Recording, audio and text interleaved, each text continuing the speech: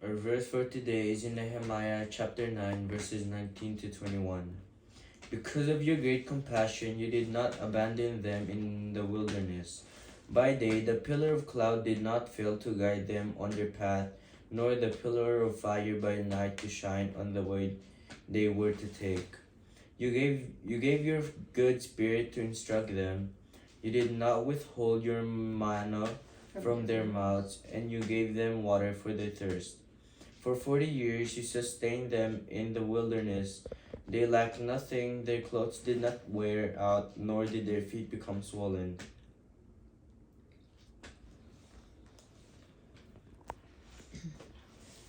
According to God's will and purposes, our lives are a result of our daily decisions.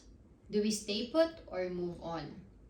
Hold fast to the tough relationship or walk away and let go? Decisions with small consequences, decisions with big consequences. Everywhere we turn, there is some decision to make that impacts us, our loved ones, and the world around us. It's been said that we make our choices, but our choices ultimately make us. This is why making exerts energy that depletes us and induces a state of anxiety and overwhelm us. What then shall we do? We allow ourselves to follow and be led by Jesus. He is not just a Lord who rules over us, but He is a shepherd that guides us. He will not just feed us daily, He will lead us willingly. He will do more than correct our actions, He will direct our steps. As today's passage reminded the Israelites that God guided their ancestors through the wilderness, He wants to remind us that He is commissioned by the Spirit to guide us down paths of righteousness and deliver us through detours even when we don't know what's around the corner. In today's day and age, we can be tempted to look to horoscopes, self-help gurus, and the stars for direction. But if you're following the stars, you cannot be following the sun. Those who are children of God are led by God, and they choose to follow and allow Him to lead them. If we choose to stop following society and start listening to the Spirit of Jesus, we will be able to see more clearly, walk with clarity, and impart Christ's presence more intentionally. God's Word has the answers to your questions. It has the comfort for your ailments. It is not only directional, but it is also extremely practical. Therefore, open His Word and God will open His mouth. Seek His will and He will reveal His ways. To put it this way, if you read a verse, God will raise His voice. The Spirit used both means to communicate to the Israelites in the past, and He will do the same with you and me in our present and in our future. Hey, what do you call, ano tawag nyo kay Jesus nung bata kayo? Jesus. Papa Jesus, di ba? Hmm. Iko-connect ko lang. Si Jesus, or is our parang parents natin, tatay. Okay. Mm-mm. Tapos, Di ba, tulad natin, ginaguide natin yung mga anak natin. oo. So si Jesus, parang, yun nga, siya ang guidance natin. Siya rin ang guide natin. Oo. Hindi tayo mawala, hindi tayo papabayaan. Ano niya tayo sa tamang landas. Mm-mm. Yun lang. And, ang pinaka-importante kasing sinabi dito is dapat ang inaalaw natin na mag-direct sa buhay natin is si Lord. Kung hihingi tayo ng guidance, dapat kay Lord lang. Kasi Hindi sa horoscope. hindi sa Facebook. Society. Hindi sa Na porkit Facebook. meron kang friend na Hindi sa friend mo. hindi sa friend mo na namasyal. Hindi Gusto sa mo na star. din mamasyal. Uy, ito, tamang daan to.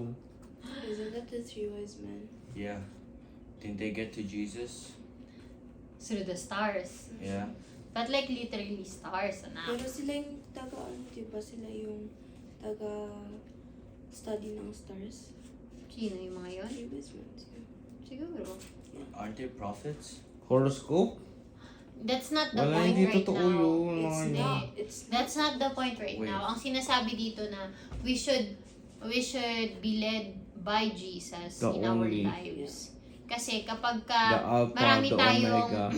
marami tayong pinaniniwalaan, like for example, dahil nakikita mo yung mga friends mo na namamasyal palagi, 'di ba? So parang feeling mo may kulang ka sa buhay mo kasi hindi ka ganun. 'Di ba? Ang nagiging standard mo sa buhay is ay dapat ganun din ang buhay ko. 'Di ba? So ang nangyayari niyan is hindi mo na appreciate kung ano yung binibigay sa ng Panginoon, 'di ba? And parang feeling mo kulang yung nangyayari sa buhay mo ngayon, 'di ba? But if you believe that yung mga pinapangarap mo niyan, ibibigay ng Panginoon sa'yo in His perfect time, di ba? Then it will be sweeter. Di ba? Tsaka, ano pa ba yung mga sinabi dito, anak? Ano pa, anak? Na sinabi dito na our God is faithful, na hindi niya tayo pinabayaan dati. Katulad ng mga taga-Israelite, di ba? Ibinigay lahat ng mga pangangailangan nila dati. Sa wilderness, 40 years yun na nasa wilderness sila, na provide ng Panginoon lahat ng pangangailangan 40 nila. years? 40 years sila sa desert na naglakbay. Halos parang nagta-travel lang sila. Ganun pagkasama mo si Lord. Di ba ganun kahirap? Pero never silang nagutom, never silang napahamak or Suffer. everything. Kasi nga, tawag nito, Kasama nila si Lord. kasama nila si Lord. So, ganun din tayo. Hindi naman ipinapangako ng Panginoon na maibibigay niya lahat ng luho mo kasi hindi naman yun yung pinapangako niya. Ang sinasabi niya dito is, ibibigay niya yung desire ng puso mo kung will niya talaga at kung maganda yung intention mo. And at the same time, 100% talagang ibibigay niya sa iyo is yung mga pangangailangan mo. And kung titingnan mo in the past, never niyang pinabayaan yung mga Israelites. And ganun din yung plano niya para sa'yo. Never kanyang pababayaan as long as siya ang gumagabay sa'yo. 'Di ba? Kasi sa Israelites dati, si God ang gumagabay sa kanila, 'di ba? Kaya never silang nagkulang. So, tayo, never tayong magkukulang as long as si Lord ang nagdidirect sa buhay natin at nagbibigay sa atin ng kung anong meron tayo. At syempre, dapat siya rin yung gino-glorify natin at sinusunod natin. Kaya pala hindi pa na ano yung Ano? pinagdandasal ko truck. Kasi Hindi walang na- makakasakay. So, hindi. Tsaka mali daw yung intention mo. Yung intention Ano ko, bang intention mo? lima lang yung sakakasakay doon. Tayo-tayo lang. Diba? O, sige na.